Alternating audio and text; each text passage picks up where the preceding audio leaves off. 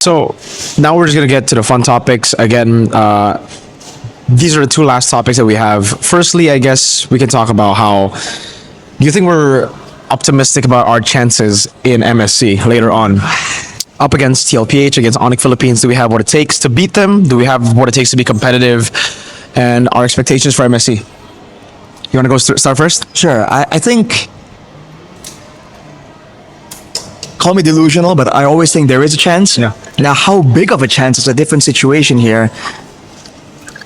I feel like it's decent, but it's definitely not like super high. Considering the fact that, like, obviously, PH right now, that grand finals was crazy, and they highlighted not just like, oh, the PH players are crazy, but also the decision making and all that, the synergy.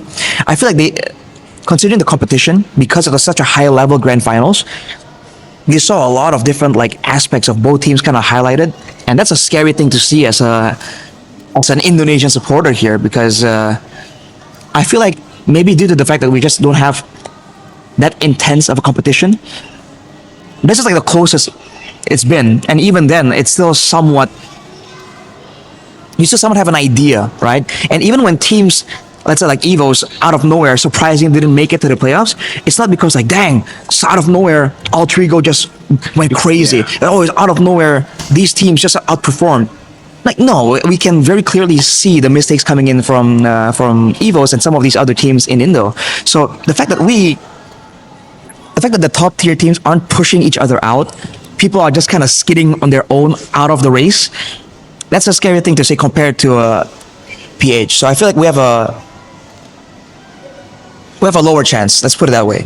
I think it's possible, but it's definitely not all that high. But hopefully, with a pretty competitive grand finals, all 7 games, if they train a bit more, again, higher level competition, more weaknesses get exposed. Maybe if they see these weaknesses now, these factors now, the draft, the game plans, if they can fix some of that now, improve more, I think it's still gonna be an interesting, an eventful performance by Indonesia in EWC. But I'm not gonna go out and say like, oh yeah, they're gonna win everything. Not because I'm afraid of the backlash. That's not it. It's just like objectively speaking here. Yeah, I think for me it's quite similar. I think for Onyx, I think we have a shot. Like Onyx are giving me vibes that again they are back to their prime again, and they probably can go up toe to toe against TLPH and Onyx Philippines.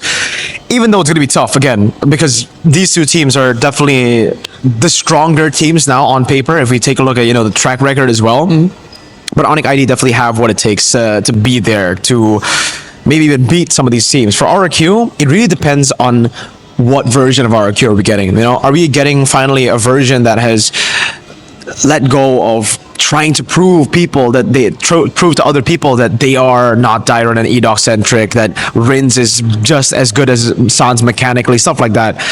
If they feel like they are enough, and they finally feel like they've identified those problems, identified their strong points, and can play to their strong points, I think we have a very scary RQ coming to MSC.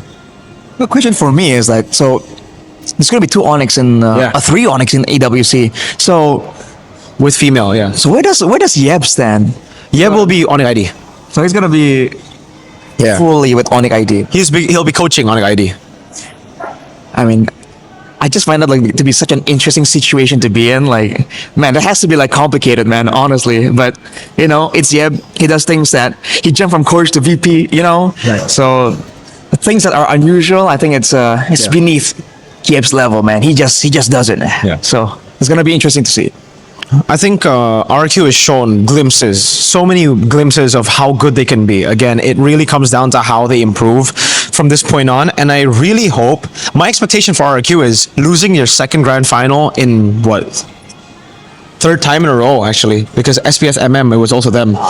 So their 3rd grand finals in a row, I think should be good for them in a way. Yeah. Where they're like, okay, fuck, we're still not enough. We gotta keep on improving. I just hope the hunger doesn't disappear. I hope they don't get demoralized by the 3 losses. I hope this fuels them up even more.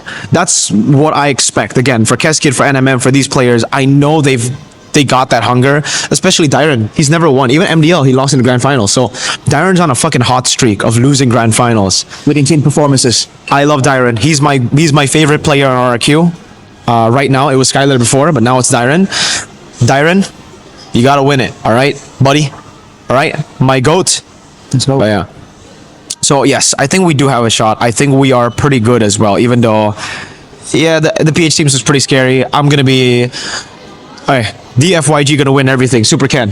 BTR by the way. BTR by the way. Anyways, all right.